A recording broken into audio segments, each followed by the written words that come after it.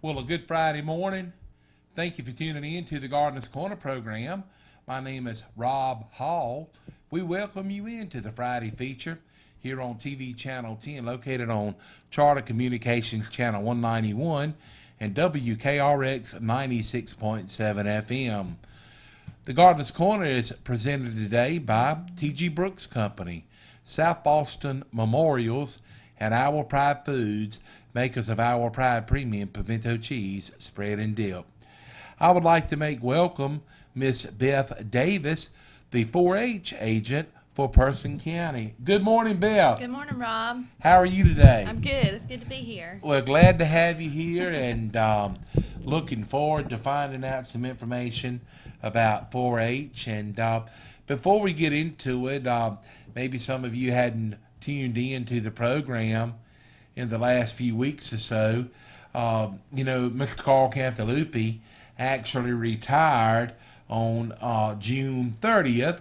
And so I guess this will be like our third show without Carl being on the program. And what we have started doing is bringing the different agents with the Person and Granville County offices of the Cooperative Extension Service in, and let them talk about the areas of extension that they deal with.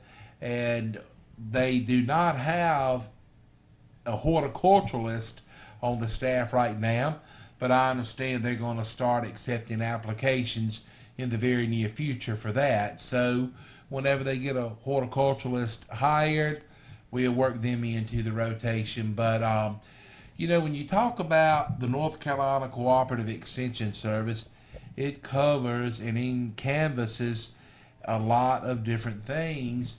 And one of the things that they really work hard to promote is 4-H. Yes. And that's why we have Beth Davis here with us today. Beth, if you would like to find out a little bit of information about you. Okay.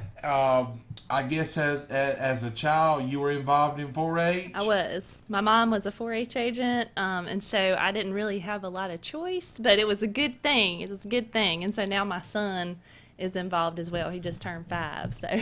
So you kind of got involved with it through your mother. Right. I always say I was a 4-H'er from in utero. So, yeah. Well, now, it's kind of interesting how you are kind of continuing the family tradition. Yeah, and I honestly never intended to become a 4-H agent. It just kind of happened after I graduated from college. I didn't end up getting into the graduate program that I wanted to, so there was a position in the county next door that was open, and my mom told me, she said, if you have been trained for anything in your life, it is this right here. So I applied, and I got the position, and I've been a 4-H agent ever since. And hopefully you have enjoyed it ever since. I have. I honestly don't see myself doing anything else, so I can truly say that I love my job. Well, that is good. Beth, now originally, what county did you live in? I'm from Montgomery County, which is about 2 hours south of here. So if you get on 220 and head south, that's the direction. So I'm from a little town called Mount Gilead, and it's very tiny. Not many people know where it is. I've heard of it a You lot. have? I've never been there, but I've heard of it. I sure have. The Uwharrie National Forest is there. A lot of people that are like outdoorsy people like to go, and backpack or hike or camp and stuff out And there. a lot of people go horseback riding there, don't Yeah. they? And Lake Tillery is there, so grew up on the lake there. So And so your actual first job with being a 4-H agent, I think you said was in Stanley County? in Stanley County, which is right next door to Montgomery, it's right across the lake. Now, how long have you been here in Person County? It's been 3 years and a couple weeks. Oh, Yep, wow. I started right in the middle of the summer, so. Well, now, how did it work about for you to come to Person County? So after Beth Switt retired, Jennifer Grable ended up becoming the FCS position. So that kind of created an opening in the 4-H position. And I had already lived here. My husband's family's from here, so it was like the perfect Fit. fit. Match, yeah. So now I live and work in the same place. I have a much shorter commute. I can sleep in a little bit, so that's always nice. Well, I'm glad that it worked out for you. I am too. Now, how many children do you have? I have one 5-year-old boy named Troy, and he may be listening. I don't know. He may be riding around with his grandma in town today. So, hey, Troy, if you're listening. Yeah, and your husband, I believe you said his name is Will? Lee. Lee. I was thinking Will for some reason, but anyway, from our phone conversation a few days ago. Some people know him as Scooter. Yeah. Well, Lee, if you're listening, my apologies for referring to you as Will. But anyway, but yes, I'm glad that things worked out for you. And when you just said, when Beth Hester Witt retired, and you said 3 years ago, I know. I'm like, wow, was it that long ago? Time flies. Time flies. It really does. Well, 4-H is a wonderful organization. It gives a lot of children the opportunity to experience some things that they maybe would not have the opportunity any other way if it wasn't for 4-H. Now, I guess the youngest, the younger kids are considered like the clover buds. Is that correct? That is very good, Rob. So you get a gold star. Oh, right. Well, thanks. That's the first time I've ever been awarded a gold star on the program. So thank you. Well, tell us a little bit about 4-H and what age that the children can start participating. All right. So as you said, our Clover Buds are our youngest members, and those kids are between the ages of 5 and 8. So anywhere 5, 6, 7, 8 are considered our Clover Buds, and whenever it comes to like competitions and stuff, those children don't compete because there have been studies that show that children shouldn't start competing until they're age 9. So that's kind of why we group them like that. But 4-H is for children ages 5 to 19. So they can pretty much be in 4-H from the time they start kindergarten to the time they graduate high school. And there's lots of different aspects to our program.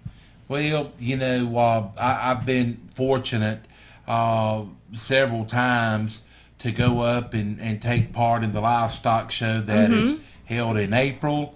And then I've also been able to go up and take part in the junior dairy show that takes place in June. In Greensboro? Well, no, it's actually... in Orange County, that's right. In Orange County. Right. Up at the Central Carolina Holstein The same barn. place, yeah. And I guess maybe my first year up there was probably 5 or 6 years ago. But it's kind of interesting, Beth, and it's the same way with the horse show series. When you've been involved in it a few years, you see a lot of younger kids that are growing up. Yes. And one thing that I have always said, 4-H, it does a lot, in my opinion, for that child. It teaches them responsibility. Right. And it helps build their self-esteem, and it's a great confidence builder. Absolutely. And so cahoots to all of the 4-H volunteers and people that take their time and donate to these children. And it's always neat to see a 4-H'er showing off their, livestock project, Yes. whether it's a lamb or a cow or a pig. It's just really neat, to see it. And I don't care who you are. If that doesn't put a smile on your face, you can't put a smile one on your face Right. from the beginning, But And they say that even if people don't know what the clover is, they may not know that it's associated with 4-H. It still brings a smile to their face. So like you were just saying, seeing the Yeah. kids work with their animals, it brings a smile to your face and lets you know that there's some good in the world. That's right, now. If per se, if some parents is maybe listening today would like to get their children involved in 4-H, but just say if they've got a child that's maybe 9 or 10 years old that has never been in 4-H, is it acceptable for them to join at 9, 10, or 11 years old? Absolutely. Kids can join 4-H at any time, as far as their age goes, as well as any time during the year. I think maybe some organizations have like an enrollment period, but we really, don't have a set aside time for that. A lot of times I get phone calls around August, the beginning of school, where people want to get their kids involved because that's the time of year where you're getting into your routine, back to school, and trying to figure out some activities for your kids to do. So if anyone's interested, we do have some 4-H clubs who are already formed, but I know that time of year I'm going to be looking for hopefully some volunteers, as you mentioned, to start a 4-H club. I know we've got some areas of the county that we've got interest, but we don't really have a club or volunteers at this point in time. So I'm happy to help people set that up. And if you would like to contact Beth, you can call the local Cooperative Extension Service office at 336-599-1195. We're going to get a word on right now for T.G. Brooks Company, one of the 5 supporting sponsors of the Gardeners Corner program. They've been in business since 1936. We'll be back spending more time with Beth Davis, the 4-H agent of Person County. The month of July, and 2 things are important to a lot of us here in Person County. Number 1 is getting those delicious vegetables and pickles put up for the winter, whether you grew them or bought them at one of the 2 farmers markets. T.G. Brooks Company has all your canning jars in half pints, quarts, half gallons. And they have pressure cookers, bath canners, strainers, funnels. In fact, all of your canning supplies they offer at T.G. Brooks. They offer the stone jars for pickling too. The second item is to keep everything green, and T.G. Brooks Company can handle all kinds of watering needs. First of all, they have sprinklers, water hose sprayers, and water hose parts. They have irrigating equipment. T.G. Brooks Company also has your piping for irrigating. They have gas-powered pumps. A reminder, T.G. Brooks Company has Bartlett Animal Feeds, and they have dog fences and dog food by the bag. Also, it's time to beautify your property while you're out of doors. They offer so many kinds of mulch in bulk form or bagged. You can get your mulch by the large scoop. They have delivery services available too. Bring your truck, trailer, and they'll load it up for you. When it comes to yard tools to do the work, they have all your hose and diggers and choppers and everything you need to beautify. And be sure to enjoy the day with your family by ending the day with a delicious hand-cut rib-eye steak, sold and cut to your width, and cook it up on the grill. And then don't forget the ice cream freezers for some homemade ice cream. They have them.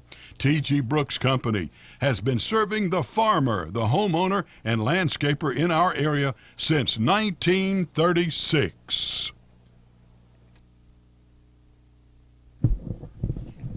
Here we are back on the Gardeners Corner program. My name is Rob Hall. Miss Beth Davis, the 4-H agent of Person County, is our guest today. Beth, let's kind of continue on about more or less the age divisions of 4-H. You had said 5 to 8 year olds are involved in the clover buds. Right. What is the next step up? So the next age group, I guess you would consider as junior 4-Hers. So that's pretty much your 9 to 12 age group. So, and we do a lot with the schools. So that's kind of where I hit that target audience. But we have a lot of those kids that participate in our summer program and our clubs as well. Well, now, is it, and this may sound like a crazy question, and if it does, I apologize. But I have been. I work with kids. We get lots Oh, of okay, crazy well, questions. Is it a lot of different activities, say for the 5 to 8-year-olds versus the 9 to 12-year-olds? And what I mean by that, do they kind of, in a sense, do the same things but at different levels, so to speak? Sometimes. So with our 5 to 8-year-olds, we actually have a whole lot of 5 to 8-year-olds in our 4-H program right now. It's like when I left Alamance County, which was where I was before, we had a lot of teenagers. So my mom, she's a former 4-H agent, and she told me that things just cycle through sometimes. So right now we're cycling through, and we got a lot of clover buds. So yesterday we just had a Fun with Clover Buds day where we did a couple science experiments, and we cooked some stuff, and so your clover bud stuff, their attention span's not quite as long as your elementary, upper elementary age children are. So the length of your activities are different, so it really just depends on their developmental stage. Yeah. Well, now, so after the 12-year-olds, what is the next stage of 4-H? So then you've got your senior 4-Hers, and those are your 13 to 18-year-olds. That's like your teenagers. And I know I say 4-H is for ages 5 to 19. It's 18, 19. We have this thing called 4-H age, and so that is basically your age as of January 1st of the current year. So it carries you through. So if you turn, 9 on January 2nd, you're still considered a clover bud because you're still 8 as of January 1st. Right. So that's where it kind of makes it sound a little funky. Well, and it's that way, showing horses as well. Mm-hmm. Whatever you are on January 1st, that is considered your age that entire year. Right. And like with the age of a horse, if a horse is born, say, on October 31st, January 1st, he is considered a 1-year-old. Uh-huh. And so that's why so many people, like to have the mares to foal in, April, May, Mm-hmm. June, and most of them do not want them foaling any later than June for several reasons, but that is one. But now, when you talk about you've got a lot of clover buds now, and you said your mother had said it kind of cycles. Right. When these little clover buds move up to junior, and it's about the time, when they're around, 12 or 13 years old, the boys start taking interest in the girls, and the girls start taking interest in the boys. Right.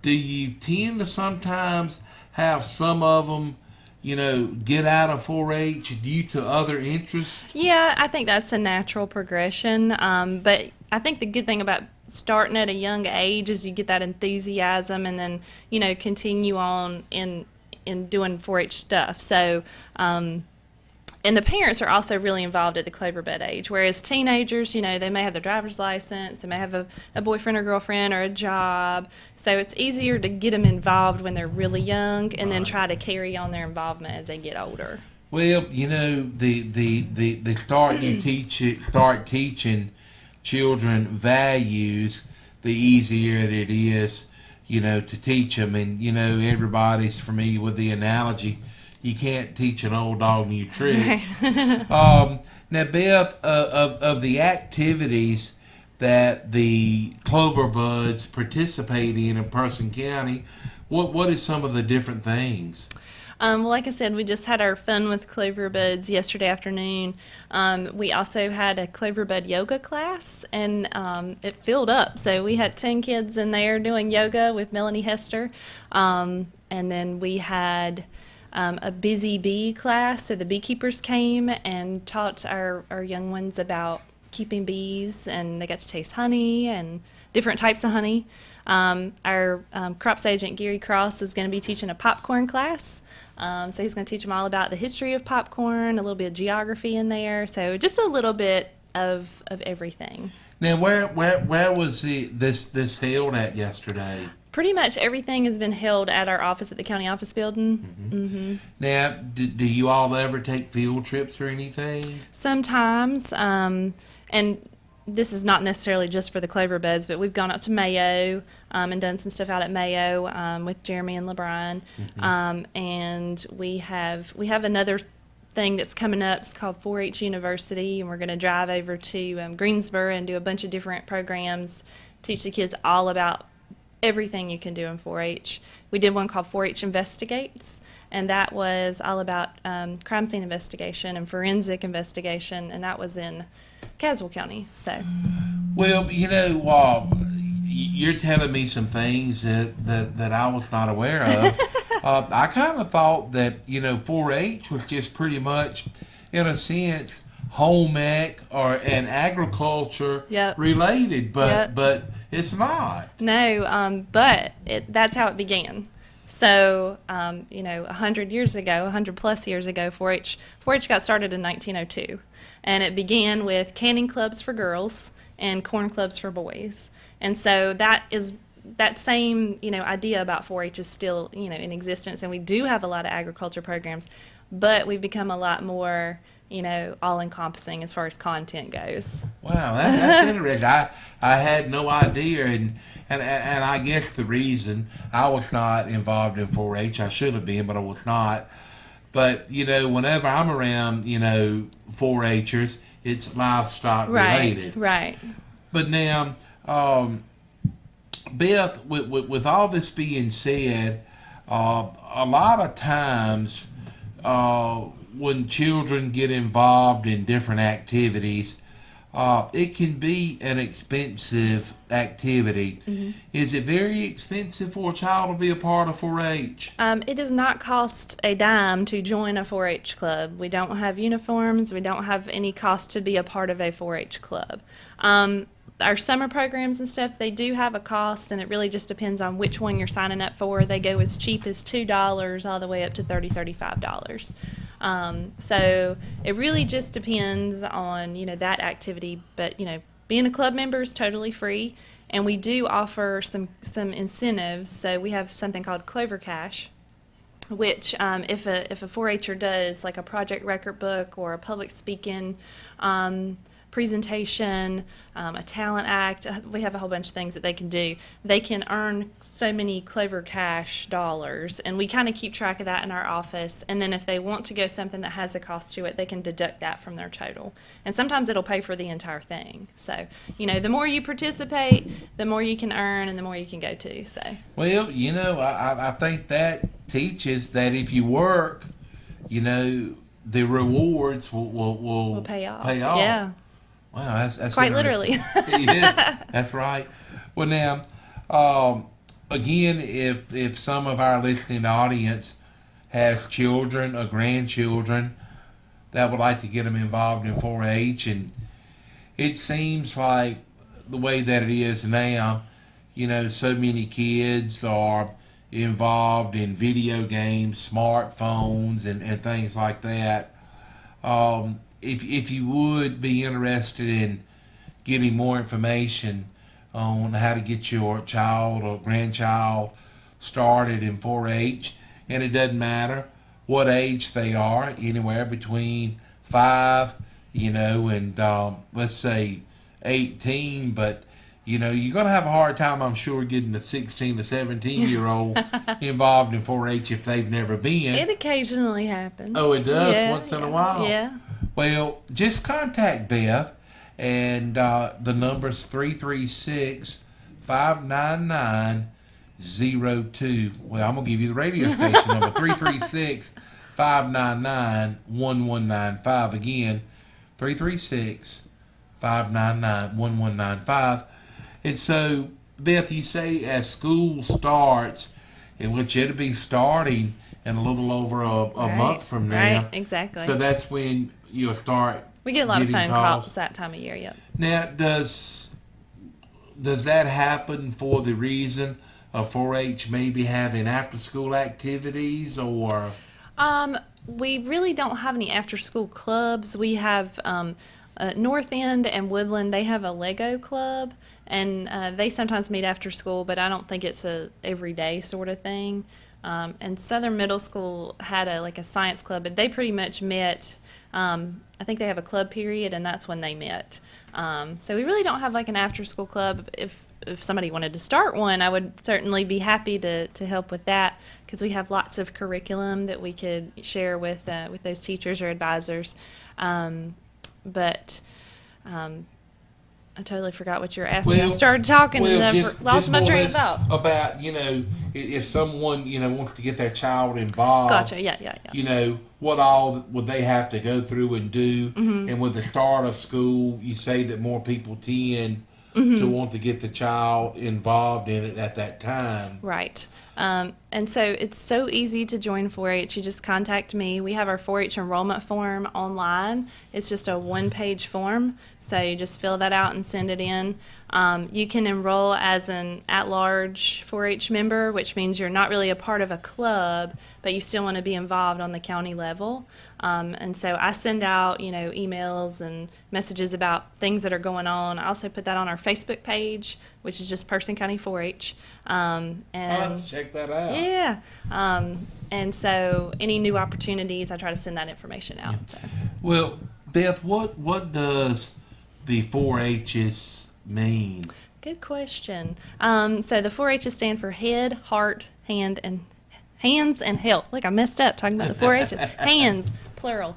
And so. So again, it's what? Head, heart, hands, and health.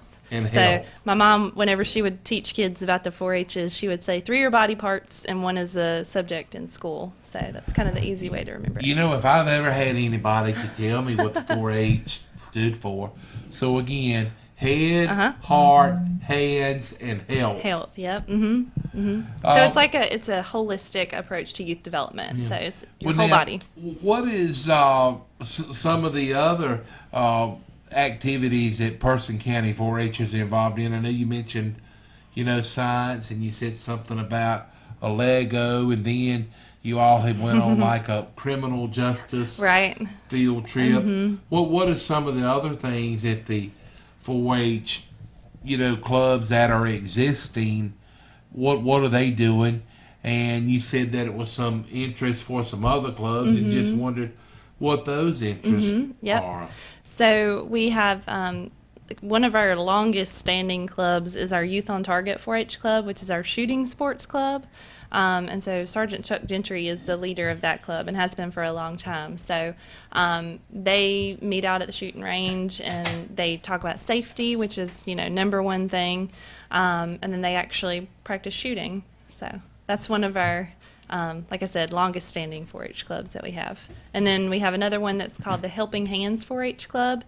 And that one is focused on community service. So every time they get together, they do some sort of community service activity to give back to the community. And those are all young kids, so they're doing a really good job of starting them out at a young age, teaching them how to give back. Well, I think that's really good, because I hear so many people that's involved in these not-for-profit organizations and fire departments, and they say that a lot of young people are not necessarily interested in volunteering. And again, if you can get the young kids to get used to that at a young age, maybe that's something that they will. If you start a practice early on, it's something that they're going to continue, more likely to continue. So because when you start doing something, after you do something so long, it actually becomes a part of yourself. It becomes habit, yeah. It does that. Let's get a word on for Our Pride Foods, makers of Our Pride premium pimento cheese spread and dip. Here it is, hot weather time, and a lot of times you may not want a big meal or anything, but something delicious to eat. is Our Pride Foods. Whether you have it on a sandwich or maybe some crackers, it's a light meal you would enjoy. Here's more information from Our Pride Foods. Our Pride Foods, makers of Our Pride premium pimento cheese spread and dip, is made in Roxborough. Whether you're having a family gathering or would just like a snack for yourself, be sure to keep plenty of Our Pride premium pimento cheese spread and dip on hand. Goodness grows in North Carolina. Our Pride Foods, makers of Our Pride premium pimento cheese, is available at T.G. Brooks Company, Hurdle Mills Market and Butcher Shop, North Main IGA, Twins Meat Market, Just Save, and Food Line stores. Also, if you're in Uptown Roxborough and get the hankering for some Our Pride premium pimento cheese, you can enjoy it at Cole's Pharmacy and Triss's Espresso. That's Our Pride Foods, makers of Our Pride premium pimento cheese spread and dip. Try the jalapeno added for extra flavor. Goodness grows in North Carolina, and Our Pride Foods, makers of Our Pride premium pimento cheese spread and dip, is located in Roxborough.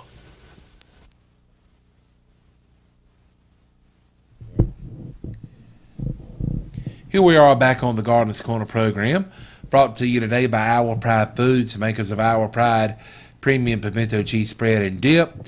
T.G. Brooks Company is one of our fine supporting sponsors, and in just a few minutes we'll tell you about South Boston Memorials. Our special guest today is Beth Davis of the Person County 4-H, where she is known as the 4-H agent. Yes. And Beth, you were saying before the show that a lot of the younger kids, when they find out that you are the 4-H agent, when that word agent is attached to it, they think that is something Like secret agent. Secret agent, yes, yeah. Yes. So, That's not true, though. well, hey, I mean, it's really good that you do what you do. And now, Beth, with some of the other things with 4-H, is it like, is it some... I know I'm familiar with some of the dairy associated 4-H clubs and groups, and I know it's horseback riding, some of those. Now, as far as the swine industry goes, I'm sure that it's a swine division for 4-Hers, is it or not? I don't know if there's special swine program. I know, like, for livestock, it's kind of lumped together, all livestock, and then there's horse. And so I think the swine is part of the livestock, because, like, whenever it comes to, like, livestock judging, they're in there. Like, our livestock show, we have hogs in our livestock show. So, right. But I think horse and then livestock, so they're kind of lumped in there with that all general together. livestock. Yep. Well, now, with 4-H and FFA, is it any kind of association between the two, or are they two strictly different, identities? They're separate entities, but we do work together. So whenever we have our Ag Field Day in the fall, both Person High School and Roxborough Community School FFA chapters come and help us teach some of those stations. So we do work, cooperatively with one another, but we are two separate entities as far as like funding and that sort of thing goes. Mm-hmm. Now, it's very possible that someone could be a member of 4-H and FFA exactly, at the yes. same time, correct? Mm-hmm. Yep. Now, when you all have your 4-H field day, where does that normally take place at? So we do our Ag Field Day for the 5th grade classes in the county, and so that is always held over across the street from our building at Huck Sansbury Park. So we invite some of our ag industry people to kind of set up a station, and the fifth graders rotate around and learn about different aspects of agriculture in their own community. Now, it may have been before your time, since you've been here going on just about 3 years, but it used to be that the Flat River Antique Engine and Tractor Club, they would have the more or less fifth graders out on Friday At Optimus Park. Right. Did you ever? I was that was before my time, but I have been told that was what they used to do in the past. Yeah. So. And then I know they would have different people out there from other agencies, whether it may be the forestry agent and just the different ones. But I think that so many kids today sometimes can't see the forest for the trees, so to speak. And when you talk about agriculture, a lot of kids think everything, comes from the grocery store, in which it does. But it's so many times, and I'm very guilty of this, and I think a lot of people, when they sit down to eat a meal and they look at that plate of food, they don't realize what The work it has that went taken into. Yeah. for that plate of food to be placed in front of you. It takes people from all walks of life, to get it there. And, ladies and gentlemen, really and truly, if you've got a youngster in your family, introduce them to 4-H. And if they become involved with it and they're not happy with it, you can try something else. But, give them a chance to become a member of 4-H. And, if they get in there, it can be more or less a really good start, and it helps them to interact with other people. And, it's so many parents, and I've heard so many different ones say, I wish my child was interested in this, but they're not.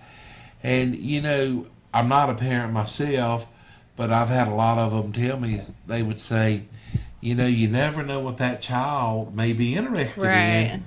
But all you got to do is open the door. That's exactly right. And it sounds like with 4-H, if you could open that door for them, that it's a lot of different, avenues and different hallways that they could walk down. And one thing plays off of the other, so to speak. Now, when you had someone, to come in, some of the beekeepers, and we do have a beekeepers association for Person County. They're wonderful. And they're wonderful. They meet at the county office building periodically. And if you are someone that's interested in beekeeping, if you call the Cooperative Extension Service office, 336-599-1195, they can tell you about the meeting schedule, and you can join the Beekeepers Association. And what I'm leading up to is, I think sometimes a lot of people do not realize the value of the North Carolina Cooperative Extension Service. Yeah, they say we're the best kept secret, but we don't want to be a secret. We want people to know who we are and to come visit us and to use our services, and just to educate people about whatever it is that they're interested in. Well, and with 4-H, you all have something from a child that's 5 years old and continuing on with the Cooperative Extension Service.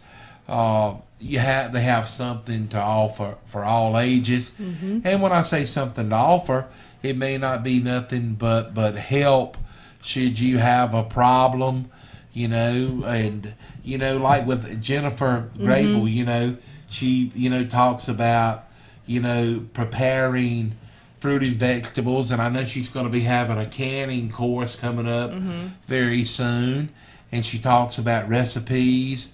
That helps It helps teach people to prepare and fend for themselves. And to be safe while you're doing that as well. That's so exactly that's very right. important, because there is a right way and a wrong way. And so that's kind of the purpose of her, showing the correct way, the safe way to do it. So. Yeah. Well, now, what were some of the things that you done in 4-H as a child? As a kid, I kind of did a little bit of everything. I guess my mom wanted me to experience all the different aspects, but my project area, is what I'll call it, was communication and expressive arts. So I enjoyed music. I enjoyed theater.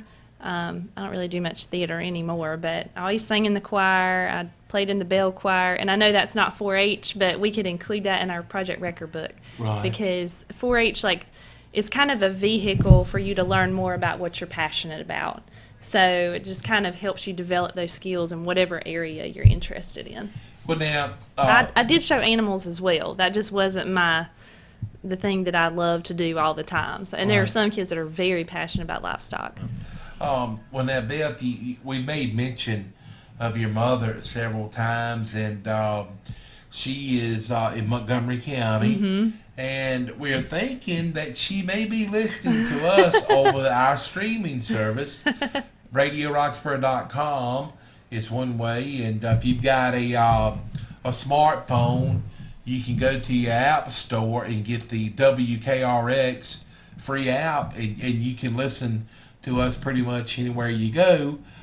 With all this being said, you made mention of your mother several times. Mm-hmm. What is your mother's name? Her name is Millie Bruton. Millie Bruton. Yes. Well, Miss Bruton, if you're listening, thank you for tuning in, and we're glad that you was able and was persistent and kept Beth interested in 4-H. We're going to take a break and get a word on for South Boston Memorials. They're located over in South Boston, Virginia. We'll be back with more of the 4-H edition of the Gardener's Corner program with Beth Davis right after this message. South Boston Memorials, located 1439 Seymour Drive in South Boston, Virginia. They offer granite markers, monuments, and mausoleums. For more information, visit the website SoboMemorials.com or call 434-572-3859. South Boston Memorials have been in business and family-owned since 1958. In-house laser etching is available at South Boston Memorials. They have over 300 granite memorials in stock. For all of your granite markers, monuments, and mausoleums, stop in and see them right there at South Boston Memorials, located 1439 Seymour Drive in South Boston, Virginia, or call them at 434-572-3859 and visit the website SoboMemorials.com. That's South Boston Memorials, located 1439 Seymour Drive in South Boston.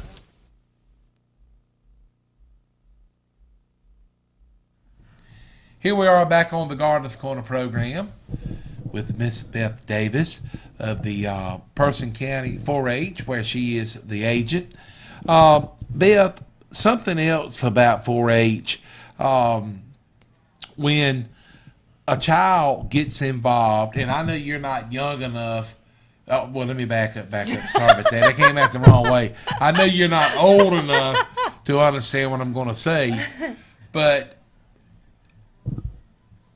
I guess it must really be rewarding when you're involved in 4-H and you have all of these young children that have spent, a great number of years being involved, and then later on in life they come up and say, I remember you from 4-H, and I really enjoyed my time, and I just want to tell you thank you for doing what you do. I'm sure that I am old enough to have experienced that, so I can say that, yes, that is exactly right. And I'm sure it's very heartwarming. Oh, yeah. It really when you reinforces why you do what you do, yeah. And so I just think it's really neat. I sure do. And, bad as I hate to say it, everybody has some type of influence on a young person. Right. And I don't care if you Good or are, bad. That's right, good or bad. You have some type of influence. And I'm going to say this on radio. I have a bad habit. I sometimes say some words that I shouldn't say, but I try not to say them around children. Right. And I don't like to say them around, women.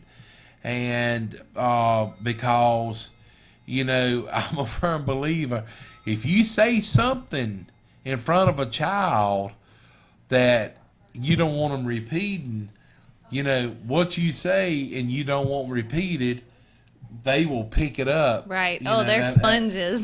Yes, they really are. And I don't think that, and I guess we're all kind of guilty sometimes of, maybe agging a child on to get them to do something funny or hilarious.